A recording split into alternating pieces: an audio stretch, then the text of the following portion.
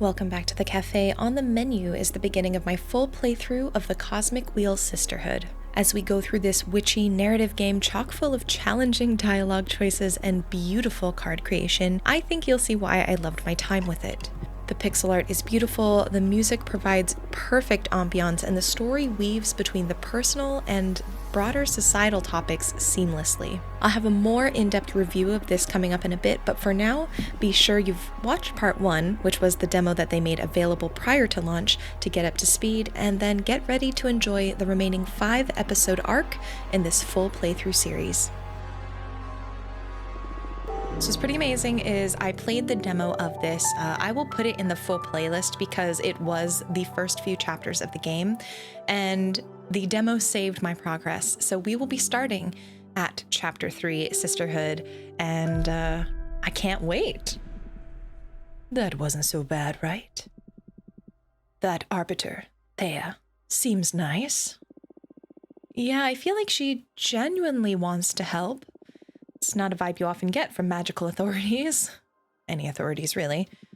So bold of you to go and confess you're crafting a new divination deck.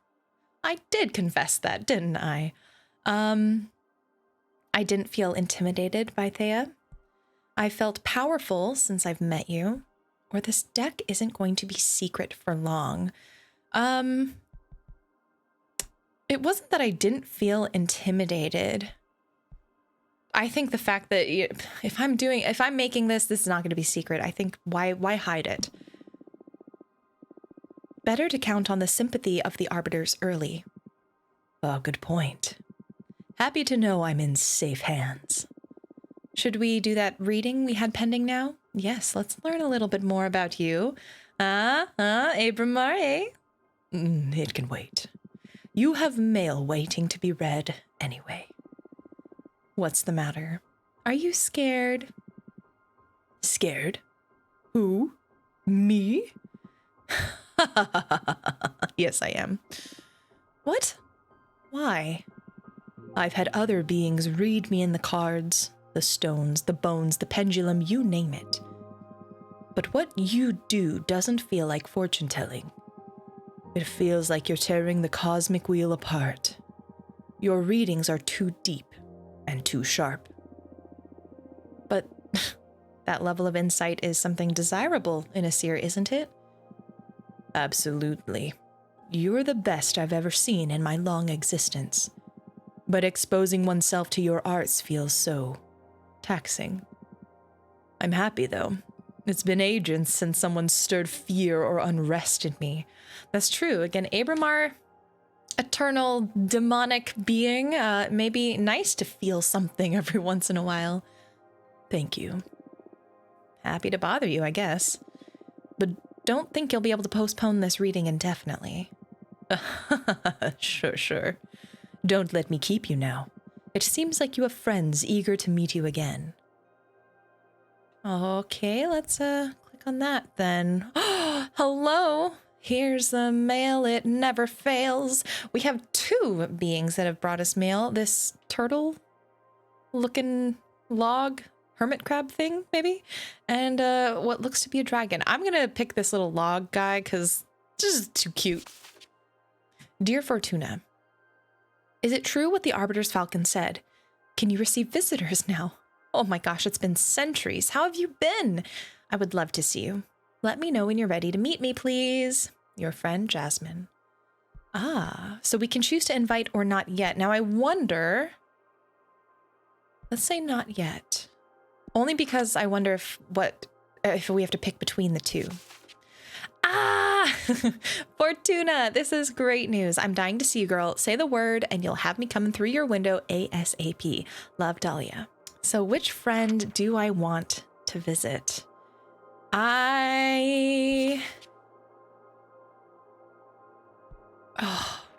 Let's go with the Dahlia's enthusiasm. I can feel it through the mail. I can't help but invite Dahlia first. Oh, I'm so excited. Also, are you coming in on a flying sword? How cool are you? Fortuna! Fortuna! It's me, Dahlia. I can see. How cool are you, Dahlia? Look at that Forget just using just like little hairpins. Dahlia has swords. That is so badass. Oh my gosh. Fortuna, it's really you. I can't believe it. I'm so happy to see you. What's up? Tell me what you've done these past 200 years. Come on. 2 fucking centuries. Can you believe it? Oh, that fucking Adana. I swear to you, she's gonna pay. Slow down, please. Okay, Dahlia has my back. I feel so good that Dahlia was the first person I invited to come see me. Just the energy I need. I'm sorry. I can't believe I'm finally speaking to you again. So bring me up to speed. There's nothing much to tell, actually. It's been boring as hell here. I almost lost it. Or maybe I did lose it. I don't really know anymore. I wouldn't be able to stay locked up and isolated for so long. I'm telling you. I would have gone after Adana to kill or be killed. I wish I had your strength. What are you saying? You're stronger than me. 200 years by yourself and you're still standing? I don't know anyone stronger than you. It's another kind of strength too, I guess. But I envy you, ready to go out with a bang, not with a whimper like me. I mean, we were asked that question by Abramar, and I said while kill or be killed may be that initial gut instinct I feel like I would have had in this situation, after so much time has passed, I don't want vengeance. Like, what purpose does that serve, right? For me, at least. In terms of just, I don't think I would find like any sort of reward after that. Because then what? But you didn't go yet, girl. I'm sure you've got plenty of pent-up energy ready to get back at the universe whenever you regain your freedom. Actually, I've been crafting my own divination deck. What? What do you mean crafting? You're making the cards and all? Yeah, that's exactly it. I summon images from dominions of the cosmos for the backgrounds. Then I summon images of cosmic arcana and energy symbols. And I compose the design of the card with them. The meaning of the cards vary depending on which elements and energies I combine, and God, that sounds crazy cool. Show me your favorite card. Well, the deck is still too green. I need to make a lot of cards. It doesn't matter. Show me your favorite so far. Ooh, this is tough. We have 4 cards. The Ardent Honeymoon. Thought Reverberation, which took a long time. This one took a lot of time to make. Card Coming of Age, which that was kind of cool too. Or the Coven. Oh, it's nice seeing these again. I'm playing because I played the demo, I don't know, not too long ago, maybe 2 months ago or so, 2 or 3 months. And so it's been a minute since I've seen these cards, and I think Ardent Honeymoon, it's a pretty intense card, but I just really love it. I don't know. It's cool. Let's say this one. Whoa, Ardent Honeymoon. What a name for a card. And I love the art. This is already cooler than your old tarot deck. What does this card mean? These cards are harder to summarize than the tarot ones. For example, this one could mean deception, the unknown, rejection, bad omen, change, or rebirth. Whoa! And how do you know which meaning to pick up when you draw one? Context and instinct. And you never doubt yourself? How can you tell you're not making it all up? It's natural to second guess yourself when you're a student of the divinatory arts, but I left that phase long ago, back when I was a mortal girl, which, if we recall in the first episode, we had a scene back when we were mortal with our 2 best friends. A prediction of mine has never failed to happen, not a single time. I even foretold that humans would leave Earth and start conquering their solar system. And I did this almost a century before it happened. Oh, shit. That's amazing. Read the cards for me, please. Sure, but don't you want to catch up first? This is catching up. Show me what you've got. Oh, gosh. See, I feel a little bit of pressure reading for a friend, though. Okay, what do you want to ask the deck? Oh, I want to know how you've been for these 2 centuries. I can tell you that myself. I don't think you can. We witches lie to ourselves by nature. I mean, okay, sure. I think this is just a human trait. It's not just witches. I bet I'm not the only one that will learn things about Fortuna with this reading. I accept, with one condition. We look into your past, too. I'm in. We've got ourselves into a divination face-off. I don't know how you manage to draw me into these situations every time. It's a good friend. That's how you know. Best friend. The cosmos brought me here to make you all feel alive. What can I say? Let's do this. First pull of the day. We've got coming of age. The deity in the shipwreck scrutinizes every secret. The love from the wolf mother is infinite. The mirror dispels what isn't true. A flood of water can unleash hidden potentials. All right, so let's assign this. I feel like this is Dahlia. I don't know why. I feel like it could be me too, but I don't know. This is such. I feel like this is Dahlia. You're a mother. Oh, you're a mother now. You had a son with a shaman warrior. You've been plotting to leave the coven and found your own clan of warrior witches. Found your own clan. Oh, these are the two options. Okay, and we see here we've got these colorful symbols in this bottom row right here. You've got 3 like yellowy marigold ones, 2 red, and we've got 3 blue and 2 yellow. I think, is that what I earn after I don't know. I don't remember. I'm much more interested in the fact that she's a mother now. Because I feel like we would have been talking about the coven for days, but she didn't lead with the fact that maybe she has a family. Yes. Congratulations! Why didn't you tell me earlier? Well, I was. Oh no. Oh. Well, I was a mother. My son passed away years ago. I'm so sorry to hear that. Don't be. He had a beautiful life. He died in his 50s in a battle against the Vulcan folk. He was a brave warrior and became the loving father of 3 girls. So you're a grandmother. I don't do grandchildren. Maybe I'll tutor one of the girls if they ascend. They carry witch blood after all. But I'm done with mortal affairs. Life is too fast and fragile at ground level. Oh, that's so fascinating. I keep forgetting that they have centuries on humans. So even though her kids and grandkids are human, it's like, nah. One of the toughest things for me after I ascended was watching Patrice wither away.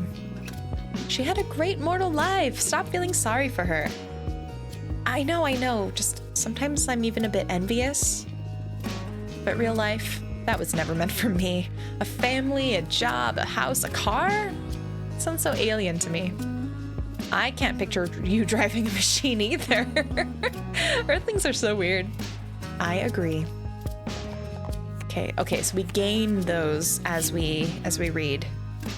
Oh, the coven, how fitting. Magical post office controls the flux of information. A strong avatar for justice, imbued with purpose, the Arbiter's book puts this revelation in front of many eyes. A hurricane of air energy will stir luck and call for the unexpected. This is a very interesting card to pull considering what we are probably going to do. Think in terms of upending, or at least stirring the pot a little bit with the coven, and what we're doing now with building our own deck. When I couldn't deal with the anxiety, I hurt and disfigured myself beyond recognition and patched myself back with a regeneration spell. Ooh. I spent so much time alone that I hate myself, I hate my voice, I hate my thoughts. I don't know how to exist anymore. These are both really hard and difficult truths to pick one. We have, oh God, this is tough. I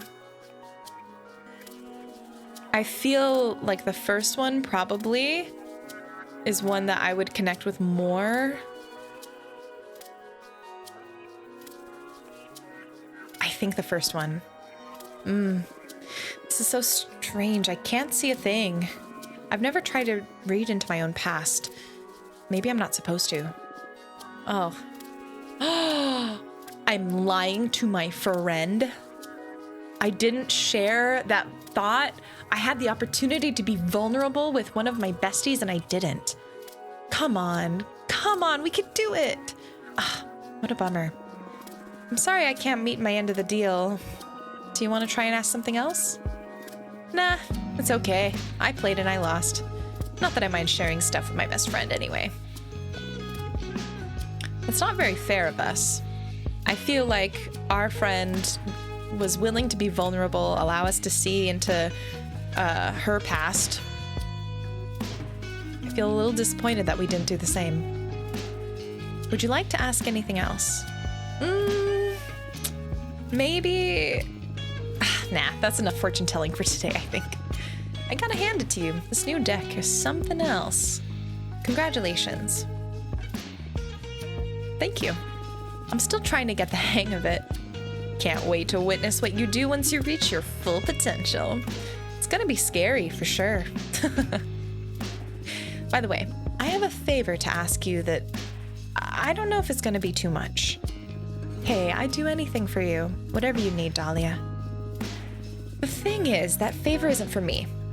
That's why I'm hesitating to ask. A good friend of mine is in a bit of trouble, and having just seen how amazing your new deck is, I wonder if you could help her. What happened? Her name is Greth. She's a witch architect. She mostly works asteroids and wandering moons into temples. She's a pretty young witch, joined the Coven around 130 years ago, so you wouldn't know her. But she's the purest. I'm sure you'll love her. Sure, I'd love to meet her, but stop beating around the bush. What happened? You must promise you won't tell anyone. I promise. She tried to summon a behemoth. Oh, well. What? A behemoth? What's that? Whoa, that's like super illegal, isn't it? I can relate. Tell me more. You know, while I want to answer, I can relate. I feel like Fortuna is really interesting because we had the opportunity to share a little bit about ourselves and we didn't. And so to play as Fortuna, I feel like the answer that she would give, honestly, is that's super illegal, isn't it? So let's go with that one. Indeed. That's why we need to keep all this from Adana's ears. If the Coven learns about it, they'll tear Greth to pieces. Last time I checked, the punishment was cosmic erasure. What's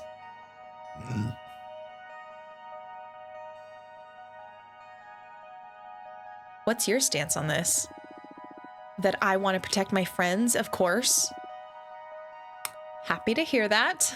More ways than one. What kind of behemoth did Greth try to summon? Well, to protect me from its influence, she didn't give many details.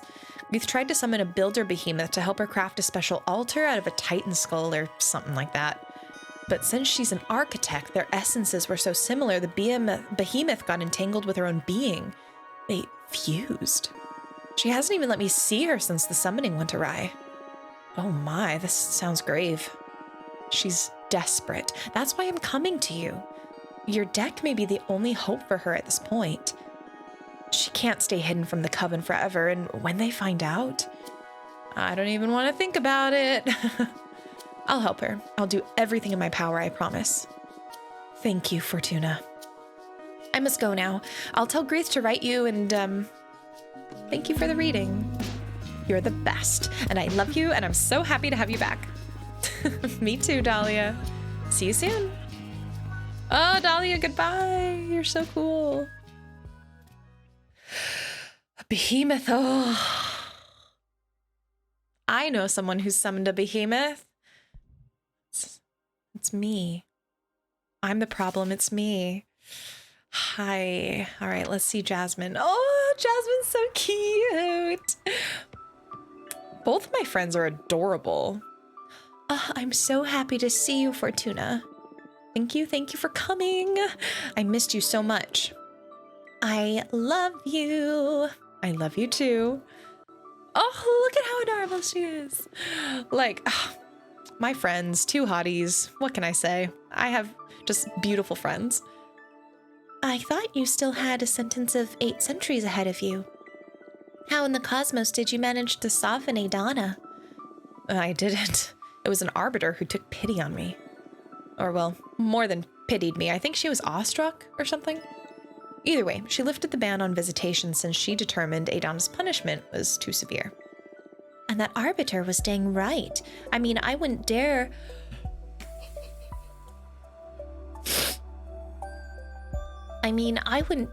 to go against Adana's judgment, but keeping you from receiving guests is a punishment for all the coven, not just you.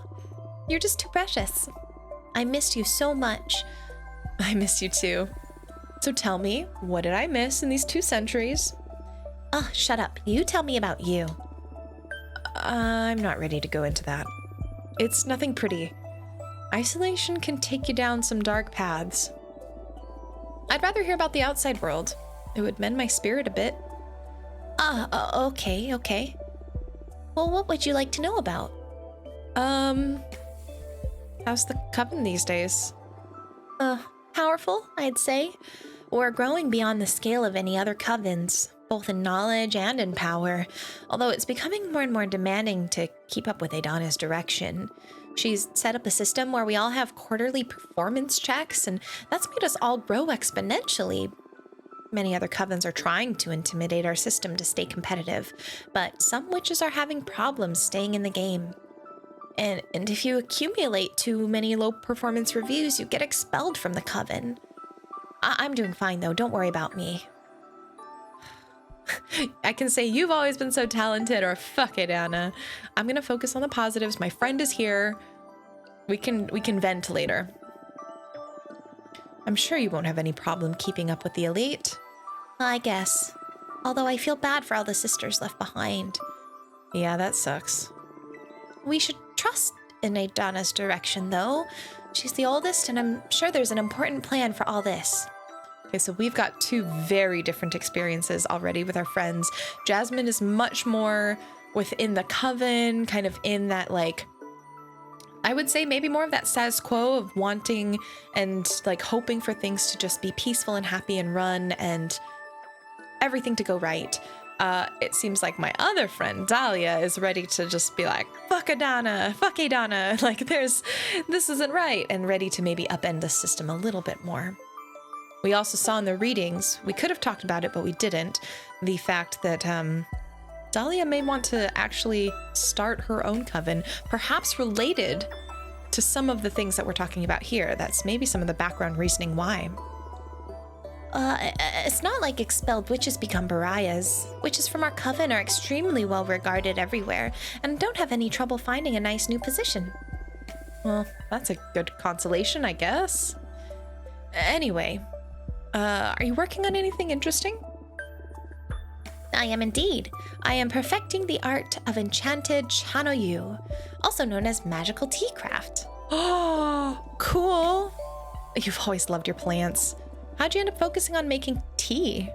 Well, I spent centuries becoming intimate with all kinds of flora, and even if my books on the matter helped very many witches around the universe, I wanted to start contributing to the community with something more practical.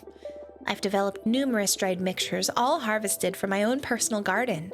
The flowers I grow are nurtured by a delicate balance of light, music, poems, and tons of manure. Basically, now I deal in magical herbs. You can brew creativity enhancers, mind openers, astral projectors, summoning channelers. I'm quite popular inside and outside the coven now. You feel more confident than the Jasmine I used to know. Yeah. I'm happy for you. I'll bring you some tea next time we meet. Thank you. Anyway, any juicy gossip? Whoa, I thought you didn't enjoy gossip. I didn't, but I know you do, and I've been incredibly bored. So I'm considering getting into the Tittle Tattle Club. That's wonderful. Any genre you may be interested in? Ooh, all 3, honestly. Romance, major B for Dahlia. Let's do romance. Romance, huh? There's always plenty of that going on, but I guess the biggest highlight from this century is from your mentor.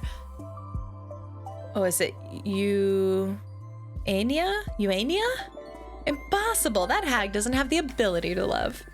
Maybe losing you made her realize that you have to love more openly and intensely. What? Then she has a lover now? She has a dozen. What? 12 lovers among witches, fairies, and deerfolk.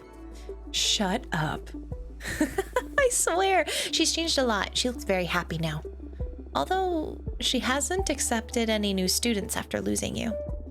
Hey, stop saying she lost me. I'm still alive. Oh, of course, I'm sorry. Do you want me to tell her she can visit? I'm not sure. I don't need the kind of lecture she'll have pent up over 200 years right now. Come on, I'm sure she'll be very happy to be reunited with you. Okay, soon, I promise, but not yet. Understood.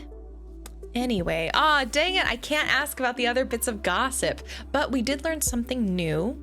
I had a mentor. My mentor is getting it on. Go mentor. And we're not ready to talk to them quite yet. So anyway, listen, I'm crafting a new divination deck. Oh, wow. Is it safe? It is unlike anything we've seen before. It's not tarot per se, but every card has been handcrafted by me, and from what I can tell so far, it can pierce deeper and more clearly than any kind of oracle cards. Ooh, sounds exciting. And don't let Adana know, though. Of course, I understand. I know you don't like breaking the rules, but I don't believe I'm breaking them. She banned my tarot deck, but this is something totally new. Maybe this is what she meant to happen? I don't know, Fortuna. But you're exiled in any case. What harm could you do from so far away? I don't want to say famous last words because I'm not planning on finishing and ending Jasmine, but I wouldn't speak those words so quickly. I won't tell Idana. Thanks. So, do you want me to read your fortune? Yes. It's been so long since the last time you read for me. What was the last thing I asked you? How to make an arbiter fall in love with you? Oh, shut up. Oh my gods, you're right. I totally forgot about that girl. What memory you have. I wonder what she's doing right now. Is that your question? We can look into it with my cards if you want. Nah, that's in the past now. I have more pressing concerns. What's it gonna be then? My magical garden isn't doing so well lately. It feels ill, and I can't figure out what the problem is. So my question is, what's wrong with my garden? I see. Anything else? Since we're on the topic, I want to know the fate of my flowers. Will they survive this illness? Will they become famous across the cosmos? What's in store for my project? Understood. Focus on the smell of your garden while I shuffle my cards. Us imagining a smell of the garden. All right, we got the coven again. And let's put that into garden's fate. Oops, I keep forgetting that we can pick it up and drag. Boop. Your garden will become the key to the survival of the coven. Oh, during an extremely gruesome cosmic plague. Oh God. With time, entropy will take your garden away. It will gradually wither and die. This will offer you the chance for a new beginning. The pressure of having your garden be the key to survival, that's pretty high, I feel like. And I feel like maybe the key to survival will happen, and then after many, many, many more years, the garden will wither away. I don't want to talk about a gruesome cosmic plague, so let's go with let's go with the second option. Oh, well, why? I'm sorry, but I argue that even with a sad ending, it's going to be a landmark in your career. Maybe, but now it's taken all the fun away from caring of those flowers. No, come on. Oh, I didn't mean for that. Oh, dang it. I should have told. I was thinking the pressure would be too much because, like, as a gardener, you know, eventually everything does kind of die, but that always offers new life, right? I know it's a tough revelation, but does knowing you'll eventually die keeping you from living? But you make the most of the time you're with your garden. and be ready to part ways with it at any given moment. That's basically life, isn't it? That's a bit bleak. All the moments, the knowledge, the experience, that won't be taken from you when you lose your garden. And you'll be able to put that to good use, I'm sure. Is that the cards speaking? No, that I can guarantee you myself. You're an outstanding witch. I'm sure you will keep creating good things and taking care of all of us even without your garden. Hell, maybe what comes next is even better. You really have a knack for putting a spin on sour stuff, huh? I've been giving bad news to fellow witches for a long time. Oh, I love you. I love you too. I love that your friends are so, they're so open with saying they love you and they care for you. Ugh. All right, thought reverberation.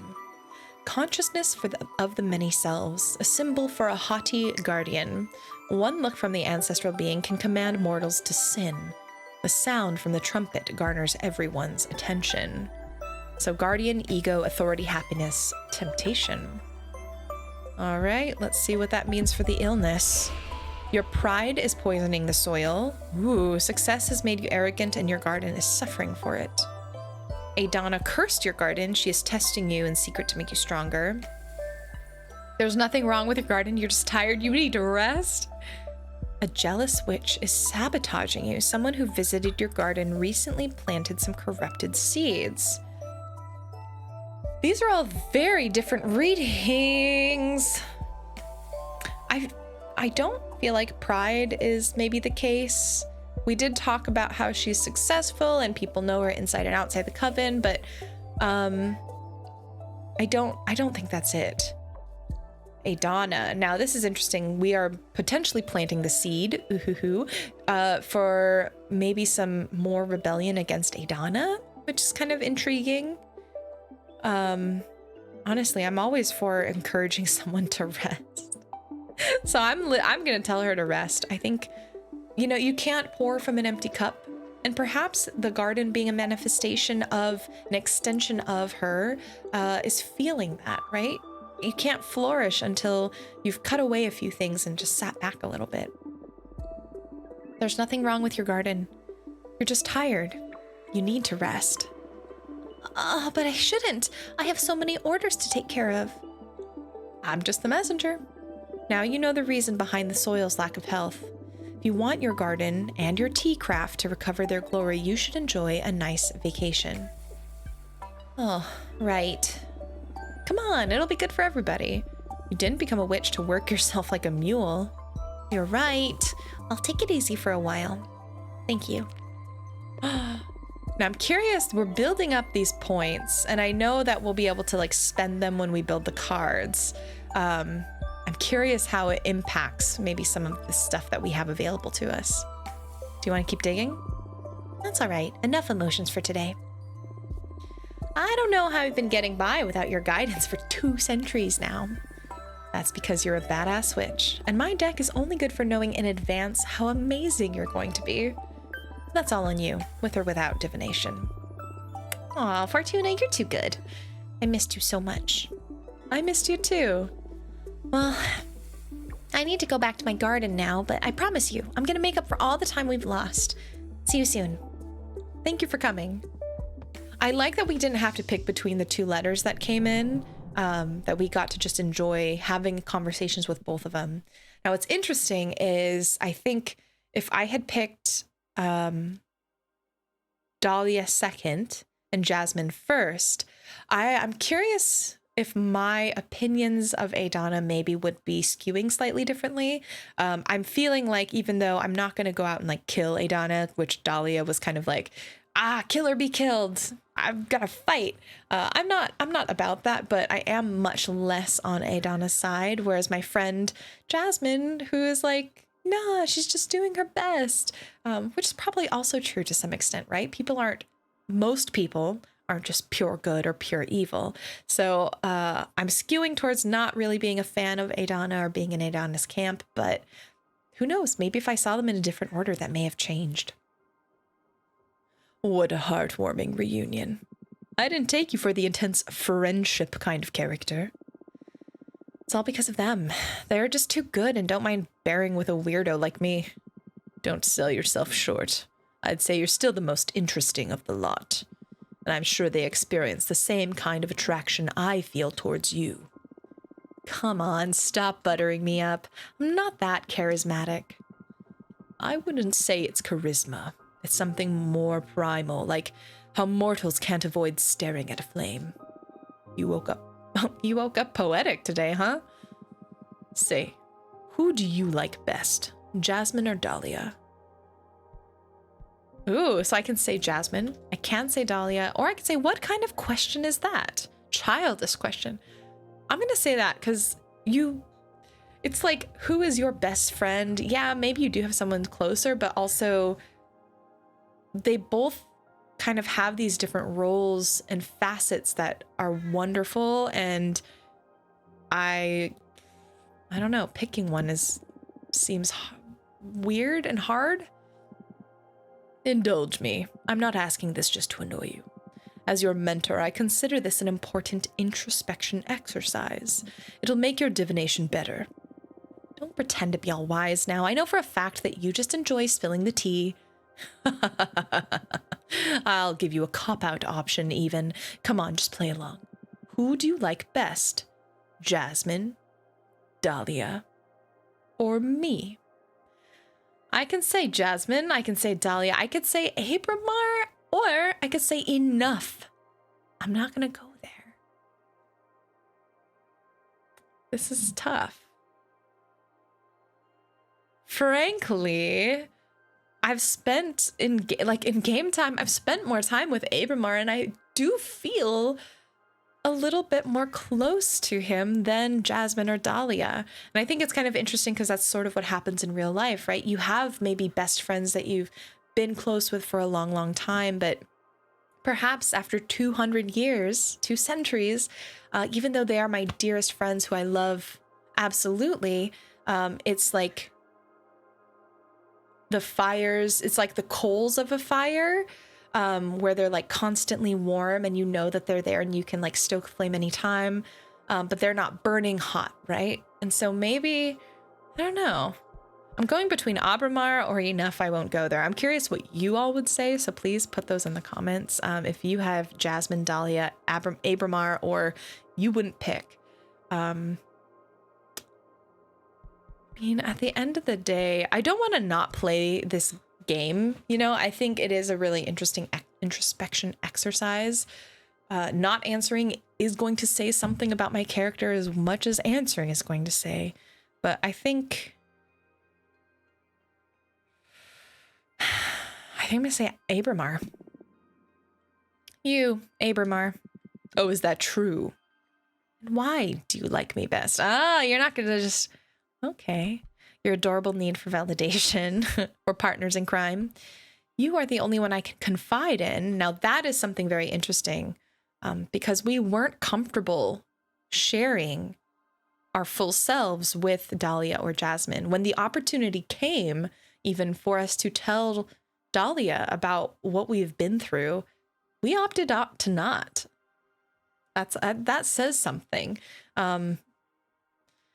For your sensual body. I'm going to go with you are the only one I can confide in, because we have been very truthful with Abramar.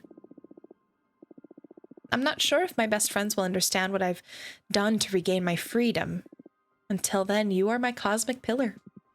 Until then, I'm your favorite provided I keep being useful. No, that's not what I meant. Don't be so clingy. We'll see how this relationship evolves. Okay. Well, thanks for indulging me. I swear to you this isn't gratuitous. I have my ways of mentoring, even if you find them ludicrous. As long as you help me through my exile, you can be as silly as you want. At your service. What's your plan now? I think I'll make some cards while I wait for a familiar from that architect, Greth. Good. Let's build that deck. Oh, yeah. Here we go. First card of the full game. I'm so excited. Like I did in the demo version or the first part of the game. I'm gonna fast forward a little bit through this process because it takes so long for me to decide. But before we do that, we'll do a little going through the backgrounds because I think background is the foundation of the card, which is pretty cool. Ooh, this is new. Nomad Sky Caravan. The Red Strings Club, that's a reference to the team's other game, one of their other titles. All right, let's go.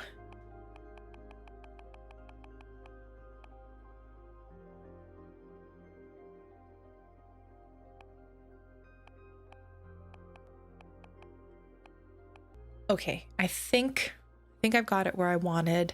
This was slightly inspired by like a castle in the sky vibe where we have this sort of very mechanized kind of place. The backdrop, if you can look up here, is very like gears, stone golems, but we have this sort of being that kind of looks half stone, half organic that I put in as this floating, I don't know, nature thing.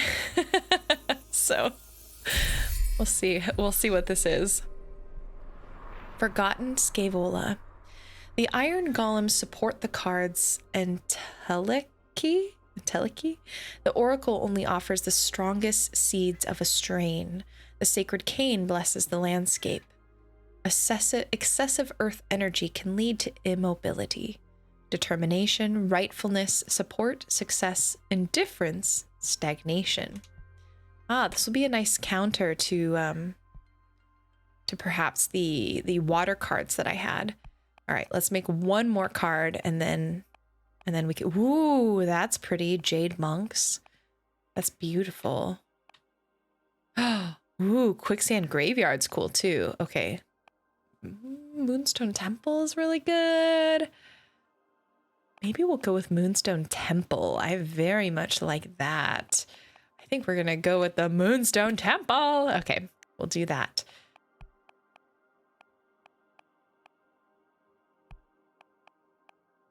I don't know, this one I actually kept quite simple. I like where it's going, where this is the Moonstone Temple, but we have this dancer who has never been to Earth, and these water jugs that I think add a little bit of interesting, just, I don't know, additional movement to this. Religious experience. The Moonstone Temple is a gateway to illumination. The dancer rises the spirits, a gift of joy. The unique beauty of the avian accesses untapped emotions, and the ever-flowing water from the jugs represent inner desire. So we've got support, success, communication, peace, happiness, yearning, and passion. That's cool. Ooh, we could create another card. How many can we create? I mean, maybe we can make them until our points just like go out. Let's do one more just to have this set, because we're running low on the yellow. We're almost out. So let's do this Pleasant Prairie. I think this is beautiful. Dang it. Okay, so it looks like I don't have enough energy. I wonder, I kind of want to go back and see, because I would rather wait and gain the energy before making something I don't really like, no? Still no familiars in your window. What shall we do meanwhile? I don't know. Just wait. It's okay. Bummer. I'm eager for some action. What do you do to kill time? You must be an expert at it. Okay, yeah, I am, but you don't have to say it like that, Abramar. Usually I just drop on my bed and feel sorry for myself. But when my mood allows for it, I study or enjoy some interactive fiction. I've accumulated quite a backlog, and going through it had a lot of weight in keeping me sane during exile. Fiction. I'm not a fan of fiction. The universe is already a great purveyor of stories. But you go ahead and do some reading. I'll look at the stars or something. Yeah, I might. Some reading. A new panel, I think. What to do? Well, let's do some interactive fiction. We were just talking about it. I'll pick it at random from my collection. The Secret Cut by Jordi DePaco. There's always been a legend among butchers on the island of Terra Nova about a secret cut hidden inside cows with crimson fur. Cows with crimson fur are already a rarity, but finding this piece of meat is even rarer and requires high level of skill to extract it undamaged. As the myth goes, whoever eats this delicacy will be blessed with unwavering health and good fortune. Not once in your 70 years as a butcher have you ever come across a crimson cow until today. A farmer friend of yours brought it before dawn. A very young calf, just a few weeks old. He doesn't want to have anything to do with crimson cows since he believes they bring bad fortune. You're not sure if he's unaware of the legend or if he's just had really bad experiences with them. In any case, there she is, her fur bright as a bonfire, even in the dim light of your workshop. She's too precious. It's just a baby. I'm gonna spare her life. I'm not about to butcher this little adorable cow. For the life of you, this animal is too unique to be turned into meat. You spare her life and adopt her as your life companion. You name her Rhapsody. She brings you health and happiness by means of company, not sustenance. She is gentle, loving, and patient. She listens to all your tales and reacts with a moo in just the right places. 4 years goes by. Rhapsody grows big and soft. You've prepared a bucket of her favorite herbs to celebrate her 4th birthday. As you are singing happy birthday to her, an expensive black car drives slowly into your yard. The chauffeur gets out and opens the door to an old woman emblazoned with a fancy red coat. Crimson, you would say? I'm suspicious. She joins the singing with a smile. Good day to you, dear butcher, she says upon finishing the song. Rhapsody dives into her birthday treat. Nope, she wants to buy the cow, and I'm going to say no. I'm happy to find this fine specimen in good health. I'd like to purchase your cow. The chauffeur opens a briefcase in front of you. $1 million if you get the secret cut out of her for me. No, there's not even a guarantee I will get the secret cut. It's super difficult, right? And that is a small side to the fact that Rhapsody is my friend now. She's my little companion. I'm not going to know. You refuse. Rhapsody is just too precious. The woman twists her nose. I'm willing to go up to $5 million if you get the legendary meat for me, please. No. Rhapsody is not for sale. The woman senses your unbreakable determination and decides to give up. They pack up graciously and leave forever. You live until you are 100 years old, not finding yourself bedridden a single time. You and Rhapsody die together peacefully, cuddled up in her stable. You tell her goodbye, and she moos. Why am I getting sad? Like, not like tragedy sad, but this is just like so sweet in this bittersweet way. What to do? What a lovely story. Oh, okay, let's study. What do we have here? Excerpt of On the Four Elements by Witch Eugenia, my mentor. For the initiate, the fact that magic is reduced to 4 elements may strike as an oversimplification, but the building blocks of our universe are simple. No matter what taxonomy you develop to understand reality, it always fits within the 4 elements. Even if you reject anything astral and focus on the material things, reality can be divided into 4 elements: gas, air, liquid, water, solid, earth, and energy, fire. In a more philosophical sense, you can dissect anything by analyzing its where, earth, when, air, why, water, and how, fire. You can even pick apart the most mundane things by these rules. For instance, a stone. Its air will reveal to you how it affects its environment, or what the social preconceptions are about it, or how much time it has been standing there. Its water will allow you to access its potential to become poetry. The reason this stone and no other ended up in that particular place, or what its initial form was before erosion shaped it in that way. Its earth demonstrates what that stone is made of, how good it would be as a part of the wall, or even what kind of carvings you should work onto it. Its fire tells us its potential to cause harm, how easy it would be to break it apart, or how coveted that stone could be.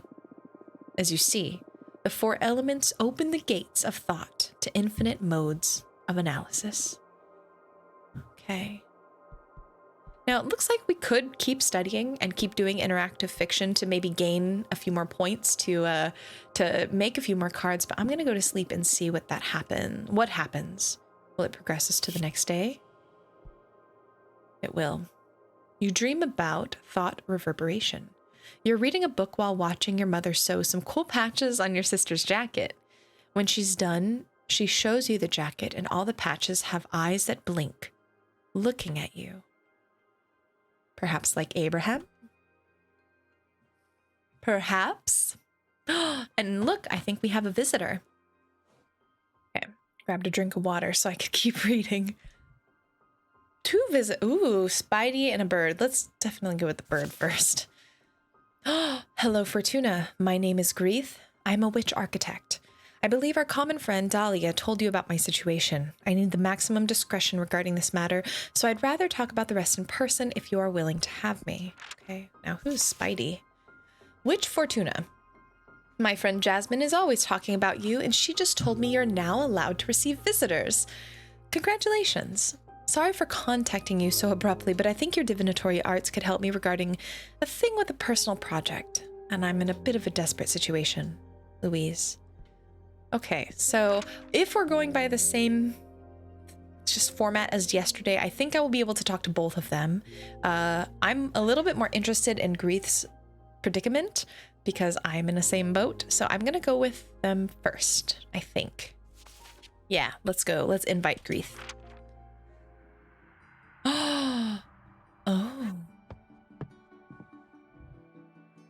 Oh, snap. The eyes blinking at different times. Oh, that's interesting. Welcome, Greth. Hi, Fortuna. Thanks for having me. Dahlia filled me in briefly on your situation. Not that it isn't obvious by looking at me, huh? Yeah, it looks bad. Let me say it out loud anyway for the sake of therapy. I've got a behemoth fused with me. How does it feel? Oh, never thought I'd get that question. The few who know assume it's just fucked up, I guess. But if we're talking feelings here, it doesn't feel bad at all, actually. I mean, aesthetically, it's terrible, but it doesn't hurt, and I can sort of communicate with the behemoth at an abstract level. If anything, I feel more powerful. I can relate on some level. We've got a behemoth out back, too. Wow. Glad to hear you're not suffering in any case. But it isn't worth it. Firstly, because summoning a behemoth could well get me executed. But more importantly, I want my cute cheekbone back. Looks like an important loss, yes. I mean, this cheekbone is very beautiful. Great cheekbone. So do you think you can help me? There's a way to cure you. My deck will find it, but I need to know more about you first. Mind if I ask some questions? Of course. Ask away.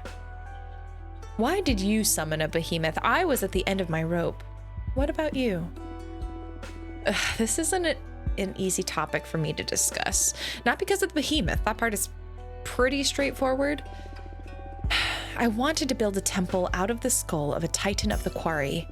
The harder the material, the more powerful the altar, and those skulls, they resist carving in a supernatural way. I tried every method I know, and when I ran out of options, I resorted to forbidden magic. Why are you so desperate to build that shrine? That's a sensitive issue. I'm looking for meaning. Meaning? I know it's an unanswerable question, or a question that hasn't been answered yet if I want to put this optimistically. The meaning of life. I feel silly just saying it out loud. I think that's really fascinating. Why? Everyone thinks about it now and then, or I don't think life is supposed to have a meaning. And that's a bit too nihilistic for my taste. We're gonna go with the first option. Why? Everyone thinks about it now and then. Yeah, but I'm like obsessed with it. I can't ignore the question. You're a fortune teller. You should be aware that there's something more out there. The book where everything is written. Is there something or someone writing us? Is this just a simulation? Does the universe actually exist, or is it nothing but a figment of my imagination? Do you stop existing when I'm not looking at you? Are we all protagonists? Do we have a purpose? Okay, I get you. These are big questions. Am I missing out on some cosmic truth? Was there something before this universe? Why isn't everybody obsessed with those same questions? Breathe. Snap out of it. We gotta focus in. Breathe. Look me in the eyes. Let's stop spiraling, please. Yeah, sorry, I keep spiraling out of control. I can't stand being by myself because I keep returning to these ideas again and again. I've built countless thought shrines looking for answers, and as I dig deeper, I only find more and more questions. I haven't slept in the last century, and that's why I summoned the behemoth. Carpe diem is not an option for me. I'm stuck in cogito ergo sum. I'm a witch, for fuck's sake. If not us, who is supposed to unravel the mysteries of the cosmos? Why did I ascend? Why couldn't I stay an oblivious boss and architect? So what's interesting is we've heard this a couple of times and we kind of assumed this of Fortuna, but Dahlia mentioned like if a granddaughter ascends to become a witch, maybe she'll then mentor or pay attention to her. Greth is talking about like, hey, I used to be like a human architect in Boston. Why was I picked to be a witch? We know Fortuna had a human life before ascending. We don't know what the factor is. Is it just like you got the gift and you don't? Is there any other factor that causes a witch to ascend? Does everyone who have the power ascend? Now I'm like Greth. I'm like asking all these questions now. You know the cards aren't made for predicting things. They're also an excellent tool for meditation. I'd be happy to help you on your quest. Really? Of course. If the two of us manage to get out of our predicaments, I'll certainly join you on one of your Skull Temple meditations.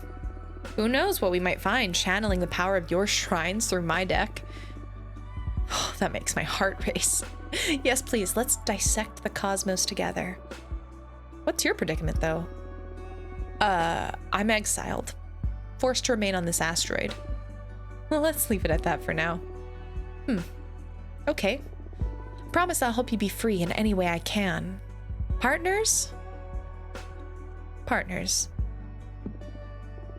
Partners. How exciting. Everyone always dismisses my project as futile. Thank you so much, Fortuna. Now another question. Tell me more about being a witch architect. Wait. What do you say we make this a conversation instead of an interrogation?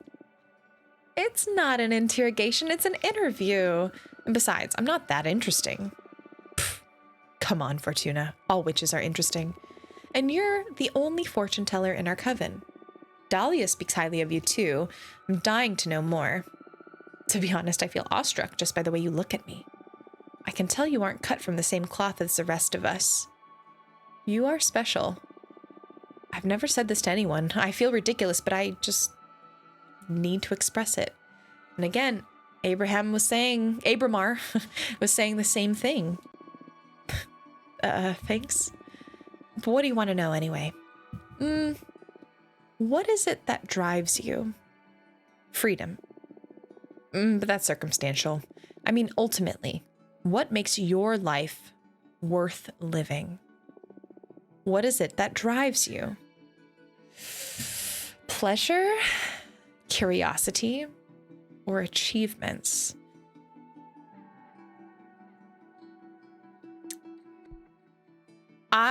If I am being totally bluntly honest with myself right now, while curiosity is a major factor, I feel like on the surface level, at least, achievements is also high up there. Pleasure, I almost wish it was higher to think of it. Curious what you all would pick as a thing that drives you. I would say achievements. And this is me, and for like, it's kind of interesting with some of these questions, I feel like I play more as Fortuna, and some of these questions I play more as myself. And there's probably something to unpack there. I don't need to do that right now, but this is a question that I feel like is almost being asked of me directly rather than of Fortuna. And so in that way, that's why I'm responding and maybe more of what I'm about versus like Fortuna. Although I think Fortuna would also probably say achievements. Yeah. So that's where your intensity comes from. Interesting. I feel like you're using me for your cosmic studies. Well, I can't miss the chance to pick apart such a wonderful being. You're weird. You truly are obsessed. It's all right. Bring it on. Thank you so much for indulging me.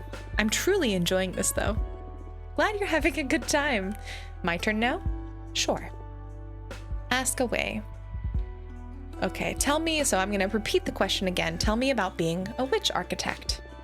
It's a made-up title, to be honest. Isn't it all? All of our titles are made up. I've never encountered another witch who defined herself as an architect, at least. A pioneer, then. I just like to build things. I was also an architect when I was a mortal, but being able to design and execute projects by yourself is way better than overseeing years of development. And all the bureaucracy, ugh. I'm sure that I ascended out of pure stress. That's a relatable sentence. Plus, using magic to avoid having to deal with the laws of physics sure is a perk. Sounds like a pain building things on Earth. You bet. I was one of those people who preferred playing Minecraft in creative mode. Minecraft? That may have come after your time. You come from Earth too, right? When did you ascend? 1968? Wait, oh my gosh, that's way sooner than I thought, or way earlier in time than I thought. Well, I was born in the year 2000. Oh, grief, so young. Ascended in 2032. Were you a hippie? Not really, but I met a lot of them. I owned a food truck and I visited a lot of events. I had a side business reading tarot too. That sounds really cool. Glad to know you're not one of those medieval witches. I can't stand them. Yeah, they're so uptight. I like that they have like different sort of subcultures of witch based on your ascension timeline. So Fortuna, tell me, what are your thoughts on relationships? You ask me if I'm single? No, silly, but are you? Yes. Not a lot of people to date up here. If you haven't looked around to see. Cool. What I mean is, what are your thoughts on romantic relationships? Some people can't live without them. Some others don't want them at all. I'm curious where you stand on that. Life can't be complete without one. Desirable and enjoyable. Cool but overrated. I don't get them and I don't want them. I'm very much in I love romance and romantic relationships in particular. I would feel unfulfilled probably if I couldn't have one. Does that mean you have to be in every relationship or every romantic relationship just to have a romance? No. But I think an ultimate goal is to find that type of relationship, for me, at least. Life can't be complete without one. You must feel really miserable trapped here then. Exile would be a lot easier with a partner, yes. Although it's rare that someone catches my eye. Okay, your turn again. What do you like to do in your free time? I spend most of my time on my project, but on the rare occasion when I'm burned out, I like to read. I read essays and arcane texts, mostly philosophy, so I guess I don't ever really rest. Well, I do enjoy taking extremely long baths. Oh, yes. Also, love a bubble bath. Even then, I can't stop thinking. I'm cursed by my never-ending quest for illumination. Have you met Jasmine? I haven't, although Dahlia speaks about her often. Why? She may have something to help you get your mind off things. Jasmine's specialty is tea craft. She's helped me through many difficult times. Cool. Witch drugs. More or less. But without the drawbacks of the substances produced by mortals. I'll try anything. Hook me up. I'll let her know. Do you value personal over collective well-being? Whoa, what a thing to spurt out of the blue. Splurt is not even a word. What's more important, yourself or the community? Yourself or the universe? And I won't accept any compromise on this one. Ultimately, should you have to choose, what should the priority be? The individual or the group?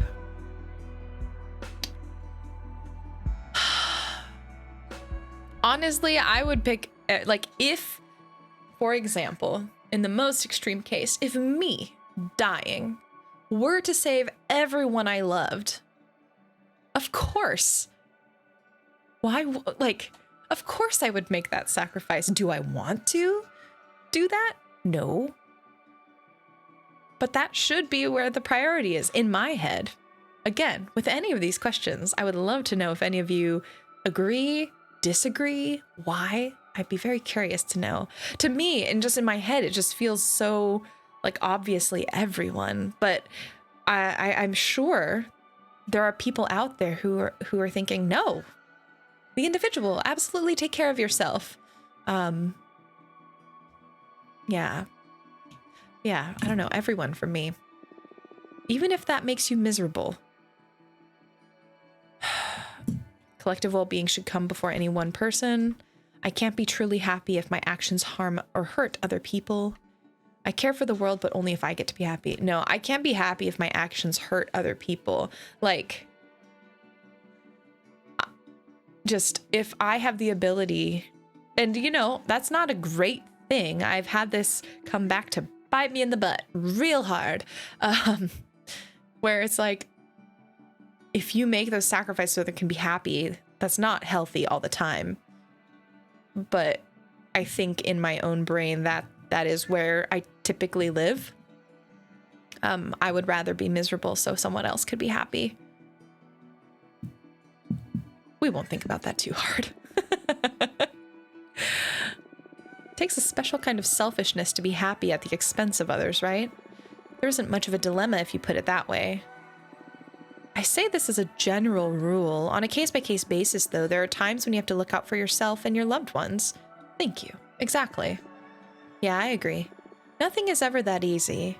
And that's where I struggle with that kind of ultimatum question. Because it's one thing to sit in your armchair with your fancy drinks and say, let us look at the universe and wax poetic. But when you are actually living something, having the experience in person, it is never that easy to say, oh, myself, oh, everyone else. Like, it's not how it works. Just wanted to probe your thoughts on the matter. Satisfied? Yes, thank you. Your turn. What are your thoughts on Adana? Very curious, especially because you're close with Dahlia. Ooh, time to talk about the boss. I guess neither of us have a lot of sympathy for her, right? I'm not super happy with having been sentenced to 1,000 years of isolation. No. And you? I summoned a behemoth. I think that speaks for itself when it comes to my respect for authority. I didn't mind her before, though. She always let me focus on my project. But now that I know she'll have me executed if she discovers what I did, I have to get rid of either this behemoth or Adana. Oh, heavy words. What? I'm not keen on being erased. At least not before I finish my quest for knowledge. I understand. Look, I understand we need some rules to ensure the stability of the coven, but I can't possibly agree with these arbitrary punishments. Under no circumstances should a witch ever be sentenced to death or exile. Honestly, I agree. I don't think the punishment of death or the punishment of exile is reasonable in really any situations. Exile in particular, like death, at least there's a finality to it. I feel like exile is almost more cruel because you are experiencing this consistent like pain of being away from people. I don't know. Y'all haven't just read about the damages done during solitary confinement in the US prison system in particular, just solitary confinement in general. It is absolutely horrible and should never be done on another human being. Just so cruel. If someone made bad decisions, they need guidance and forgiveness. We're supposed to be a family. The army.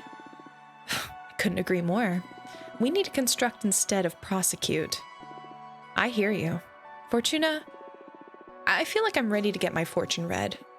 I feel like I'm getting along much more with Greth and Dahlia. I feel like Jasmine, while I love her, may have a hard decision coming up. If things keep starting to veer off in the ways that they are, I think our friendship is going to have a little bit of a test. All right, so let's do our reading. Imagine that the main topic here is how to deal with that behemoth of yours. Yes, please. Also, I'd like to ask about my personal quest while we're at it.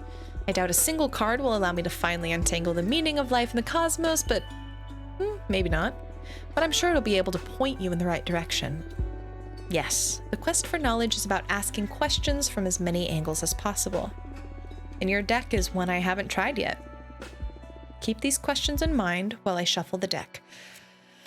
All right, I'm thinking. I was thinking of the behemoth for this first one, so we've got our Forgotten Scaevola, which is one of our newer cards.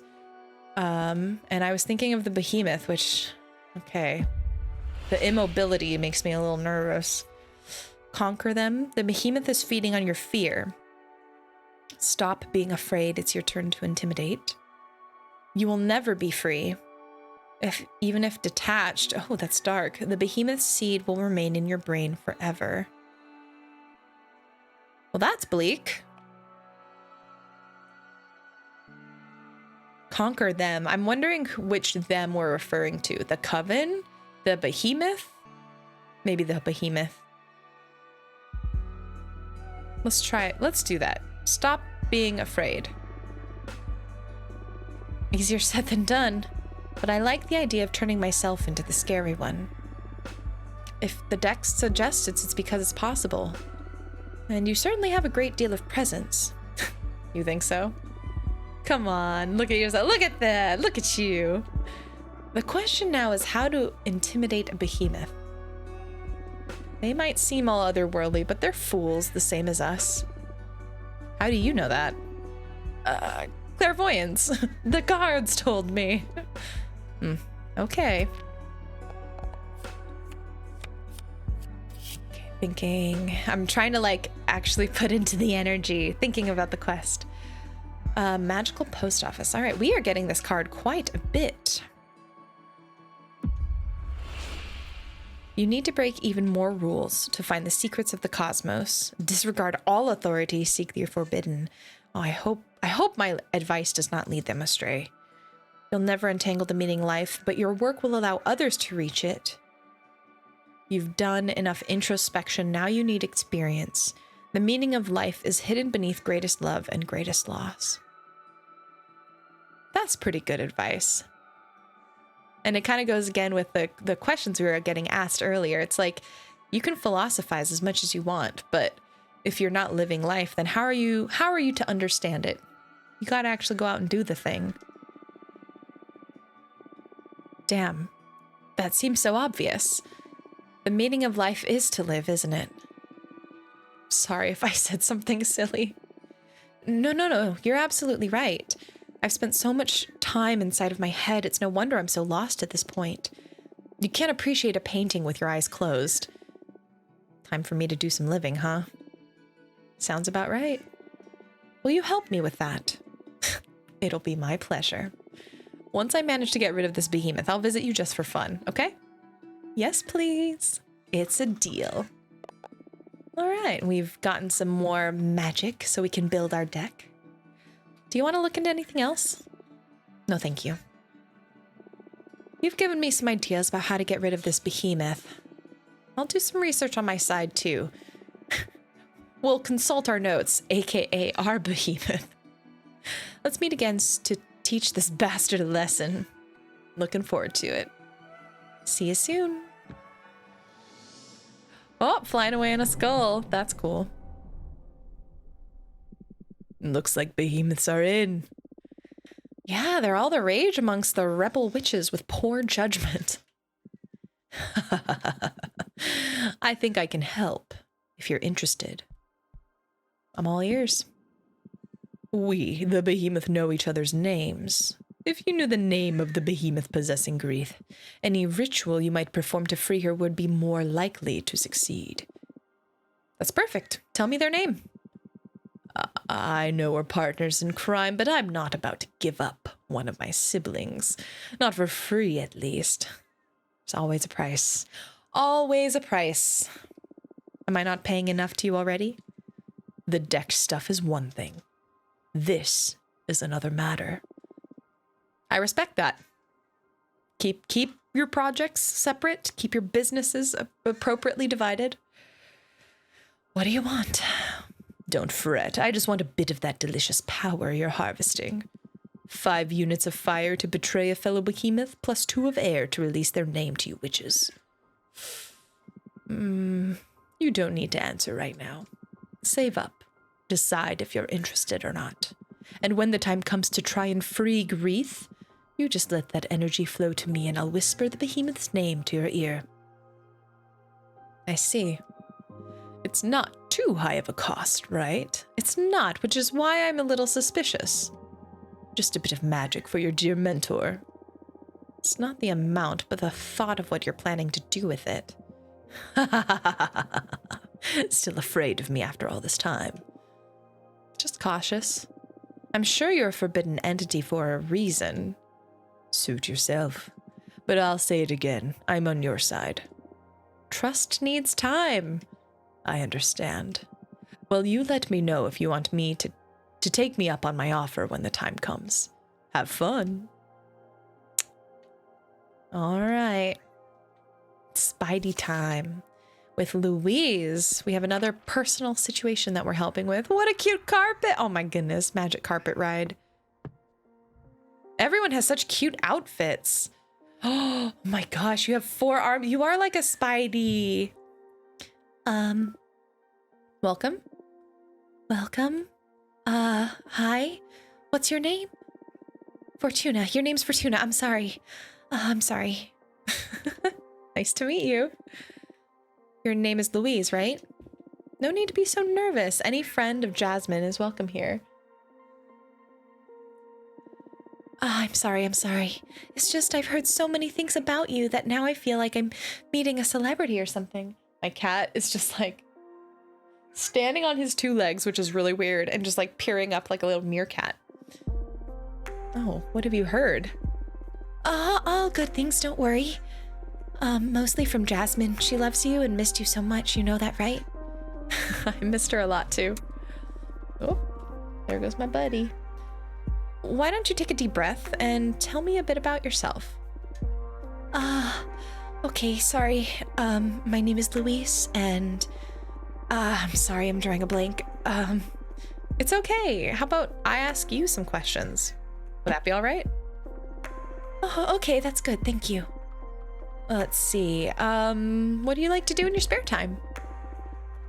Oh, I love reading, playing my multi-neck bass, and spying on mortals.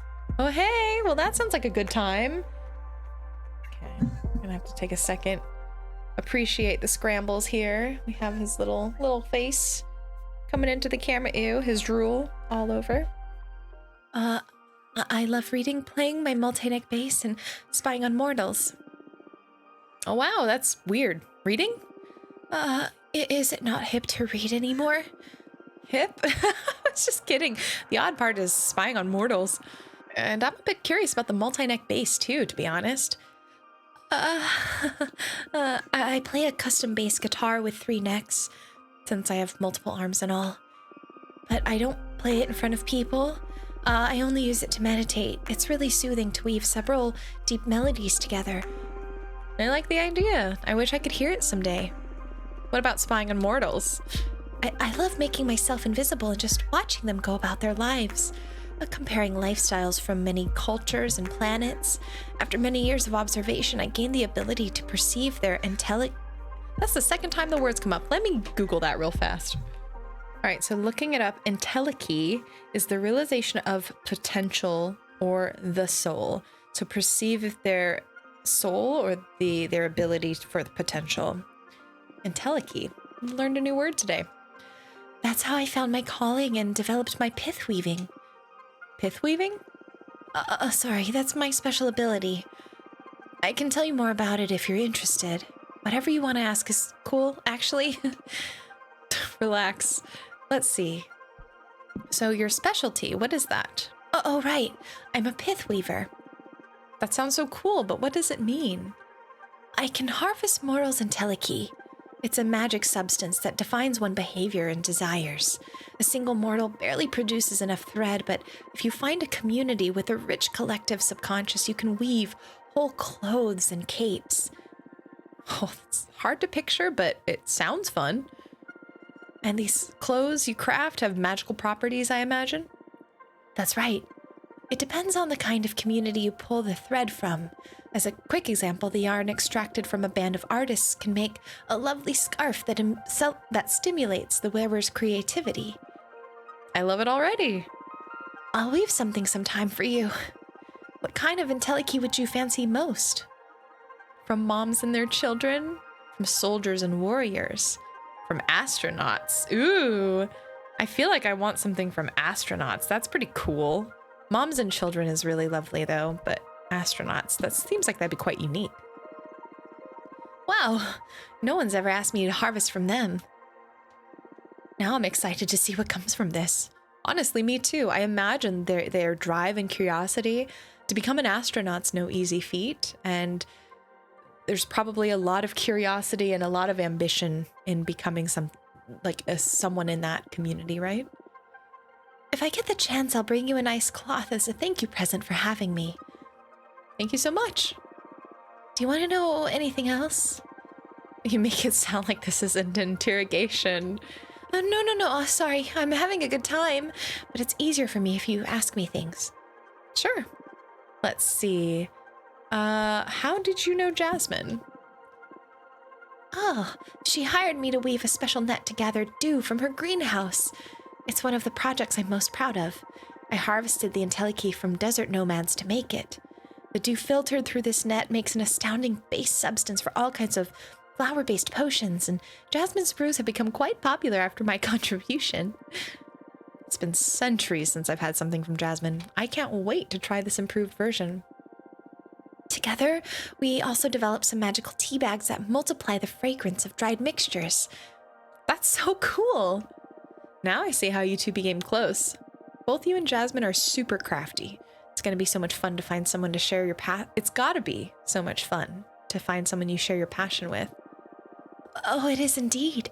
I always have a great time with Jasmine. Nice. More questions? Well, the big one. Why are you here? Why are you wanting to see me? Yes. Better get down to business. I'm here precisely because of my pithweaver skills. As I explained, the entelechy from mortals varies depending on the community they're in and the lives they lead. The universe provides enough different context to find which kind of energy fits your purposes, but, of course, there's the shortcut of manipulating mortals to produce the substance you need. For example, you could add lust serum to the water supply of a community to harvest massive amounts of sexual energy from their orgies. Dang! Quite an example. Not that I've tried this more than once. I usually prefer all-natural, chaos-bred entelechy. The thing is, Idana saw a lot of potential in one of my projects. It started back when Earthlings began their conquest of space. Colonies on Mars were proliferating at a supernatural speed. Conflict spread through every bordering nation on Earth and on any planet mankind set foot on, and I felt an imperative need to witness that massive event. It oozed an otherworldly energy. So I spent decades spinning thread from it, and as it happened, that substance can create an extremely effective weapon for capturing behemoths. What? Really? How so? Earth's entelechy was highly contaminated? It was as if the whole planet's fate had somehow been sealed. That sounds right. And behemoths happen to be extremely susceptible to reality-altering arts. I used that substance to weave gladiator-like webs that can suck any entangled behemoth dry of their magic. You can also craft decent pieces of armor against behemoth spells. And why is Idana so interested in developing such armaments? Cosmic echoes warned her that behemoths will threaten the Coven, so she wants to prepare accordingly. The problem is that even with such tremendous phenomenon, I only managed to pull enough thread to craft one set of web and armor, and Idana is set on developing a massive weapon to erase behemoths from this plane of existence entirely. Okay, that's a huge development. Yeah, this is big. This is a big deal. I don't believe I have what it takes to see this through. What do you need to make this happen exactly? Idana discovered that if you promote war and stir conflict in this new society, the reality altering arts that engulf the planet try to fight back. As if everyone was programmed to preserve the status quo. In this process, humanity's entelechy once again shows the characteristics it had when the massive change happened. And I can harvest it. So what are you... Idana tasked me with provoking World War III. That's terrible? We can't allow it? What? Exactly, but I don't want to anger Idana. There's already been talk of expelling me from the coven should I fail to deliver. Isn't there a way out of this? This is totally unfair. Idana is pushing it too far. Let's take a look at what the cards have to say. Yeah, this goes beyond Idana just being like, oh, you're kind of a bad leader, but at least you're well-intentioned. Why the cause? What is it? The ends do not justify the means in this case. No, no, no, no. First, the most important thing. What should I do with Earth?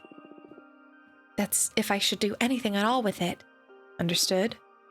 Then, this is a bit embarrassing, but I happen to be in love with the mortal. That's totally cool.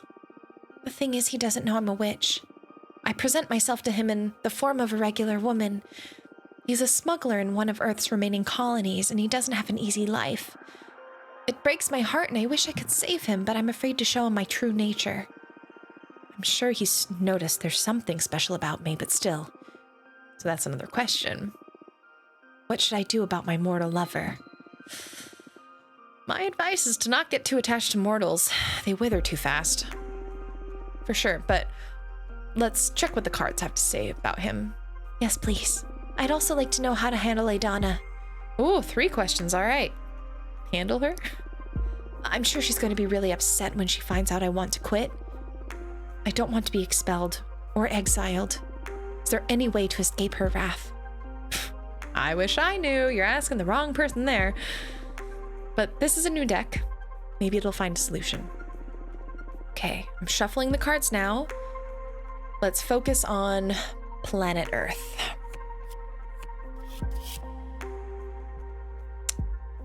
Ooh, okay. So we'll go with planet Earth here. Whoops, you need to find other ways to disrupt reality. War isn't the only way to mess with the established order. Earth won't give you what you need, no matter what you do. Now here's the thing. One of these answers opens up the possibility of still disrupting the order and saying there's another way. Think outside the box.